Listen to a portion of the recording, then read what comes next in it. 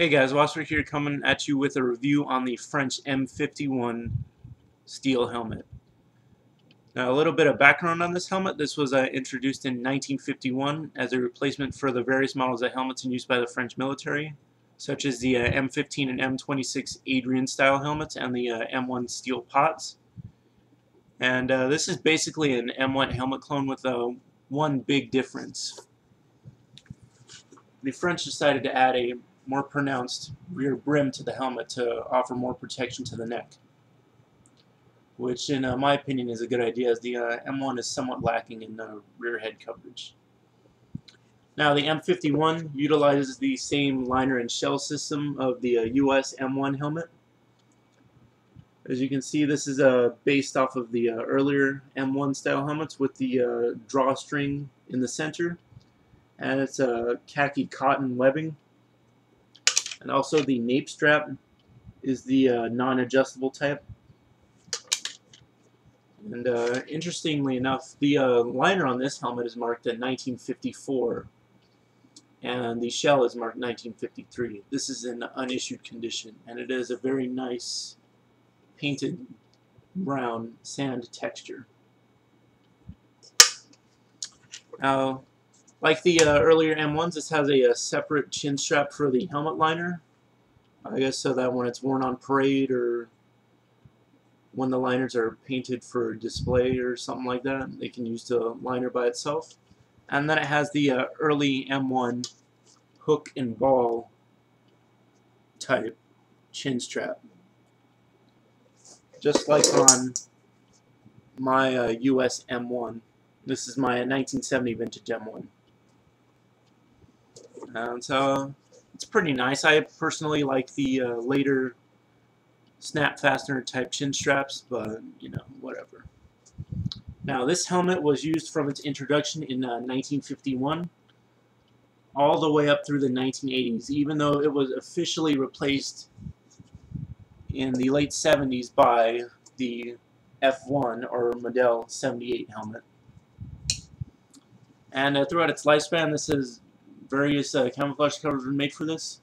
In one of my favorite movies called Intimate Enemies, which is about the Algerian War, there appears to be a olive drab mesh type cover secured with what looks to be a black elastic band similar to a cat's eyes band. I've also seen covers for this in the French lizard pattern, which is similar to tiger stripe, and it's tan, green, and rusty red. And cover I personally have is this reversible leaf type cover. It's brown on one side for arid environments, and then it's green on the other side. And it attaches to the helmet by hooks. So I'll just go ahead and hook that on really quick. It's a little bit of a pain, but it just looks extremely cool. And I found this also works on, this cover also works on the M78 helmet as well.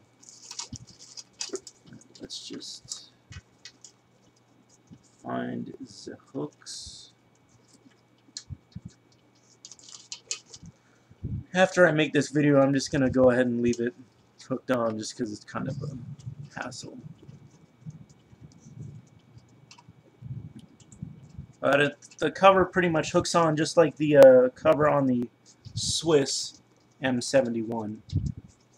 The hooks make sure it stays on and it doesn't go anywhere. Gotta search through the leaves to find the hooks. And then the cover is adjustable by means of two drawstrings. Don't worry, the weight will be worth the coolness of seeing this cover in action. I actually didn't get the cover with the helmet. I had to buy the cover separately. Oh well, here we go.